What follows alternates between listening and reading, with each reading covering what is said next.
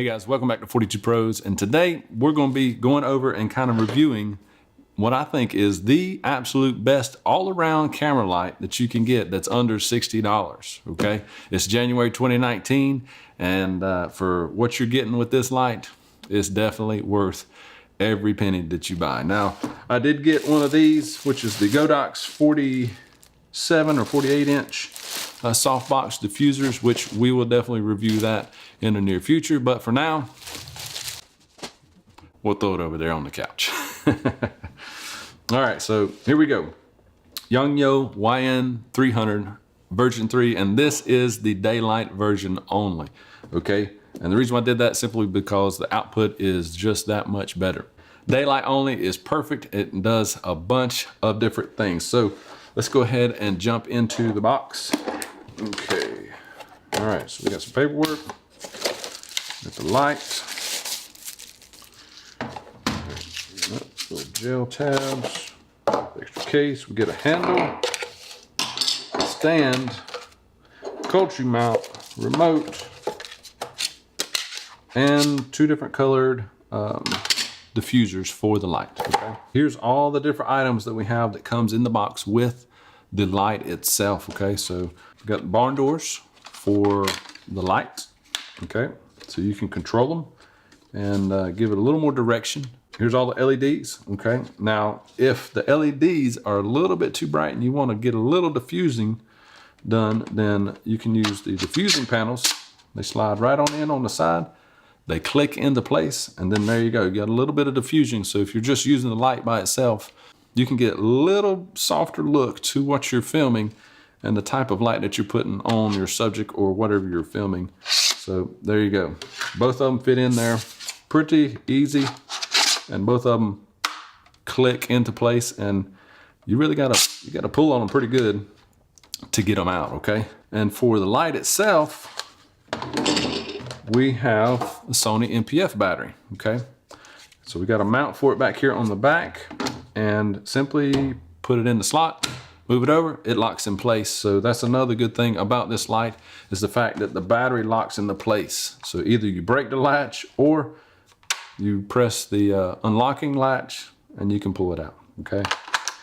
Another way of powering the light is through the DC jack, okay? You can get an adapter that plugs into the wall, and then you can control it. And that's what I do most of the time for my studio work, like what I'm doing right now.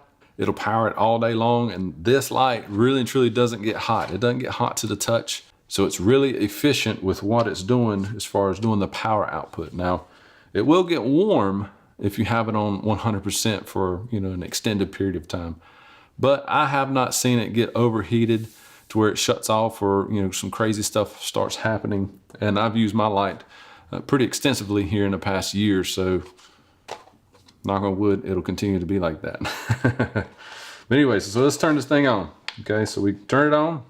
We got a couple different things here. So we've got the battery, channel, coarse, and fine. Okay, so the battery is just basically an indicator of how strong your battery is, and you know what percentage it is. So it goes from P1 to P9, P9 being closest to 100%. So pretty good indicator of how strong your battery is or how much power it has left. So you know, if you're getting on P2 or P1, then you know that you probably got a good chance of losing light here soon, so you can swap out your batteries. So channel, you can see it's on H2, and we'll talk about that here in a second.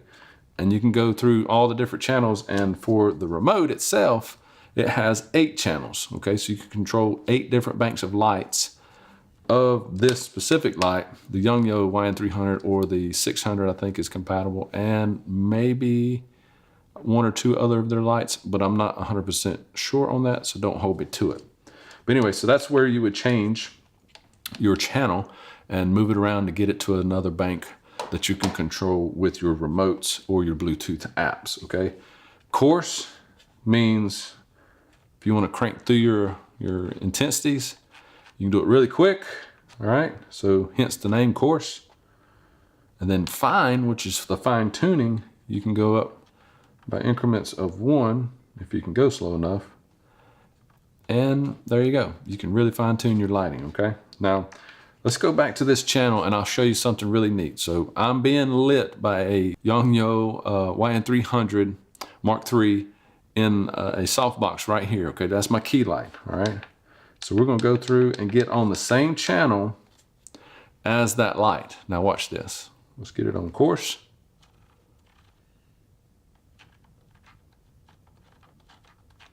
Kind of neat, huh?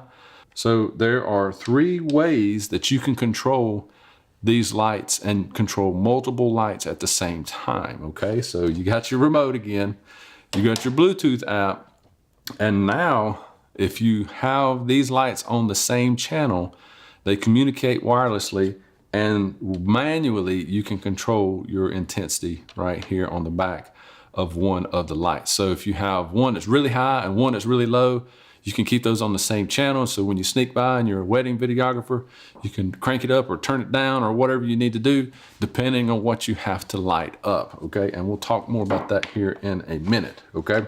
So now let's move on to some of the accessories, all right? So you got a cold shoe mount, all right? Simply is a GoPro type mount. And one thing I would be careful is the locking bolt will fall out. So my tip to you is once you get a new one of these, just dabble a little bit of super glue or Gorilla Glue or something down there or on the sides. So that way it will stay glued into here and will not fall out, because I have seen that happen.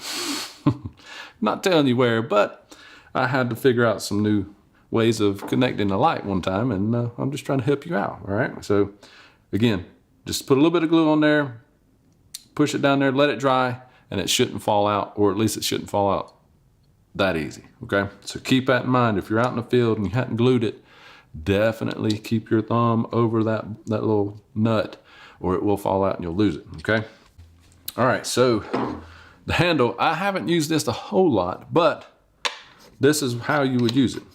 You simply screw it on to the cold shoe mount, which it's got that 1/4 I think it is, mount, and then there you go.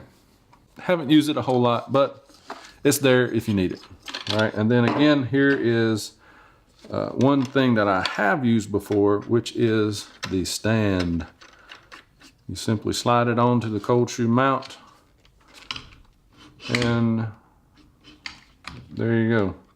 So that's pretty much the walkthrough for the YN 300 Mark III, okay? Now, pros and cons. Pros, there's plenty of pros. It's lightweight. It's very flexible in what you can use it for, you know, anywhere from weddings to special events to studio work with key lighting, out in the field, just lighting some stuff when you're out in the middle of nowhere.